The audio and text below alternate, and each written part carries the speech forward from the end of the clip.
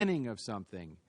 And however, our closing speaker has been on the case of moral leadership for a long time and is one of the most respected rabbis in the world. He was the president of the Central Conference of American Rabbis, and he is a member of the Board of Trustees of the Union for Reform Judaism and the Hebrew Union College. He's the past chair of the Liturgy and Reform Practices Committee.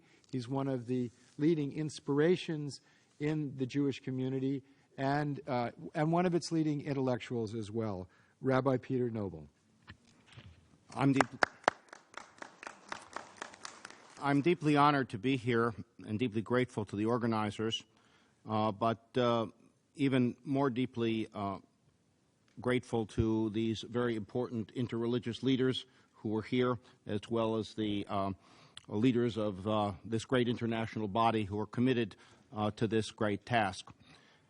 I am a longtime Reform rabbi and one who served for over 30 years at a synagogue which was a self-proclaimed nuclear weapons-free zone. As religious leaders and as interreligious leaders, we turn to our sacred traditions to inform our thinking on the great moral issues we face as individuals and nations. Nuclear weapons are an anathema to anyone concerned about the future of humanity and its fragile ecosystem. I want to repeat what has been said a number of times before. Nuclear weapons represent the power to not only inflict massive damage to soldiers, citizens, animals, and plants without discernment, but also actually to reverse the gift of creation and make our planet uninhabitable. Emblazoned on the wall of this great body are the words of the Hebrew prophet Isaiah. And he shall judge between the nations and reprove many peoples, and they shall beat their swords into plowshares and their spears into pruning hooks. Nation shall not lift up nation shall not lift up sword against nation, neither shall they learn war anymore. The destruction of all weapons and the cessation of all war is a primary goal of the visionaries who created the United Nations. The Israeli poet Yehuda Amichai bids us go even further than Isaiah. He writes, "Don't stop beating after the swords into plowshares. Don't stop. Go on beating and make musical instruments out of them. Whoever wants to make war again will have to turn them into plowshares first." The poet's vision calls forth our highest ideals. Let us at least fulfill the promise of the first resolution of the United Nations General Assembly of January 24, 1946, which calls for the elimination of atomic and other weapons of mass destruction.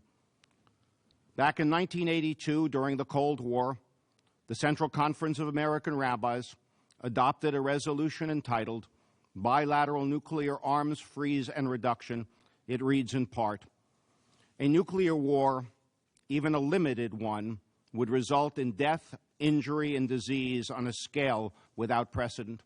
Civil defense and medical treatment would be totally inadequate.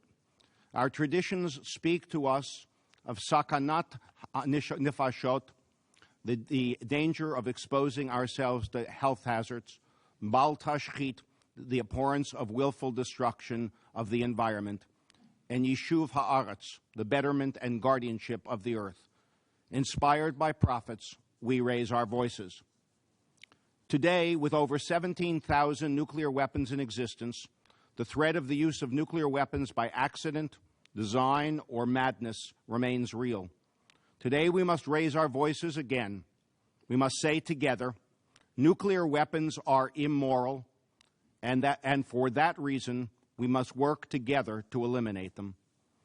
The values of Bal Tashchit, wanton destruction, are embodied in the rules of war as set forth in Deuteronomy.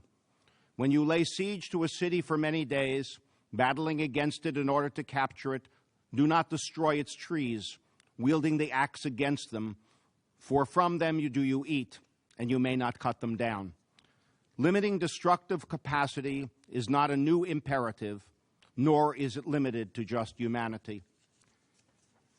In our tradition, God informs humanity in the story of Noah with a beautiful emphasis of a rainbow that followed the great flood, that God pledged never again to destroy creation through a flood, a mabul mayim. Surely God's placing restraint on himself should guide our own restraints. Do we have a right to place creation itself at such risk? We, through great effort and great cost, have developed a new kind of flood, a mabul esh, a flood of nuclear fire, to do that which God has pledged not to do.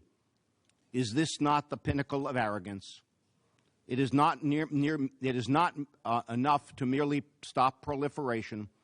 We are morally compelled to eliminate nuclear weapons.